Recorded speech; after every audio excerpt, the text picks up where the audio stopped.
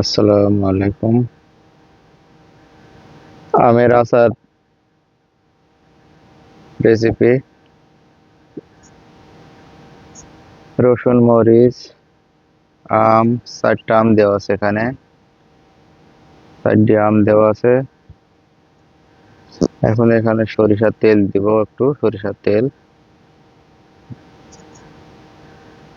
সরিষার তেল পাতিলটা গরম হওয়ার পরে সরিষার তেল দিলাম একটু। তেল একটু বেশি করে দিতে হবে, পানি অ্যাড করা যাবে না, শুধু তেল দিতে হবে।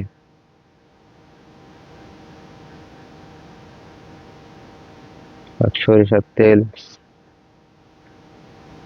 দিলাম, তেলটা একটু ভালো করে গরম হতে হবে।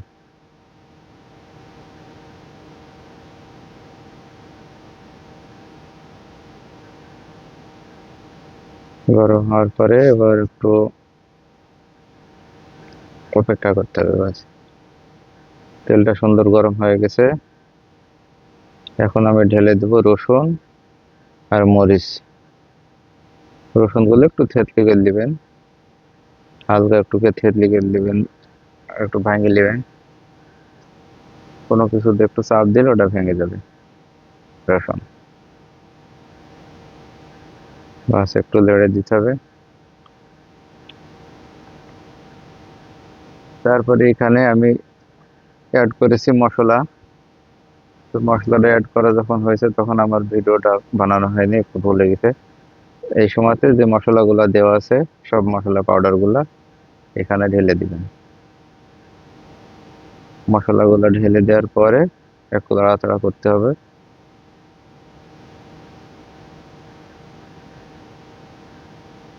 বাস, এগুলা রসুনের কালার চেঞ্জ হয়ে গেছে, আমি মশলা ঢেলে দিয়েছি। বাস, এবার আমগুলা ঢেলে দিলাম।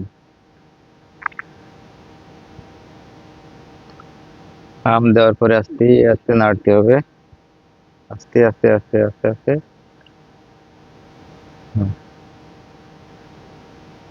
এবার নাড়াচাড়া করতে হবে একটু।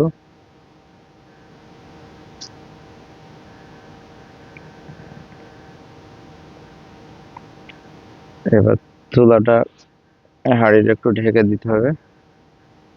ঢেকে দিয়ে চুলার আঁচটা একটু কমতি করে দিতে হবে, একটু কম করে দিতে হবে, স্লো করে দিতে হবে। দেখুন, 10 মিনিট হোক, 5-10 মিনিট, 5-10 মিনিট দিলাম আমি। আমগুলো এখন নরম হয়ে আসছে আস্তে আস্তে।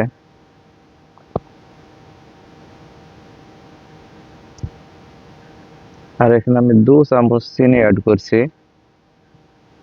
আমটা অনেক টক, অনেক অনেক টক, এই জন্য একটু টকটা কমতি করার জন্য আমি 2 চামচ চিনি অ্যাড করলাম।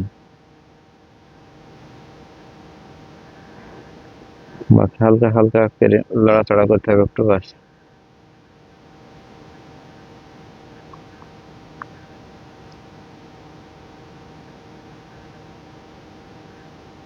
বাস এভাবে লড়াচড়া করে দেখবেন একটু নরম হয়ে আসছে।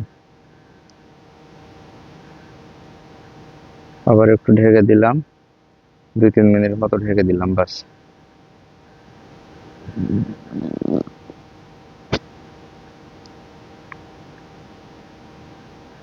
একবার বানাবেন, আচারটা অনেক সুন্দর লাগবে, অনেক অনেক সুন্দর, অনেক সুন্দর টেস্ট।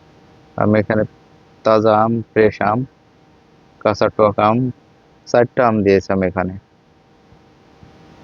আর রসুন দিয়েছি 5টা। আর মরিচ আপনারা যতটুকু খাবেন ততটুকু পরিমাণ দিবেন। আর এখানের সাথে ফ্লেভারটা সুন্দর হওয়ার জন্য আমি কারি পাতা অ্যাড করলাম। কারি পাতাটা দিলে একটু অনেক সুন্দর একটা ঘ্রাণ আসে, খুশবু আসে, টেস্টও অনেক সুন্দর হয়। বাস, বাস এইভাবে নাড়াচাড়া করবেন আস্তে আস্তে। আচার রেডি হয়ে আসছে। আমের কোনো পানি থাকবে না গায়ে, পানি নাই, আমি একদম সুন্দর হয়েছে। আম এইভাবে রেখে আপনি বাহির কাঁচের বয়ামের মধ্যে ভরে রাখবেন, 2 মাস থাকবে, খারাপ হবে না, 2-3 মাস থাকবে, খারাপ হবে না আচার। আর নর্মাল ফ্রিজে রাখলে 1 বছর থাকবে। এই দেখেন আচার রেডি হয়ে গেছে, দেখেন কেমন সুন্দর।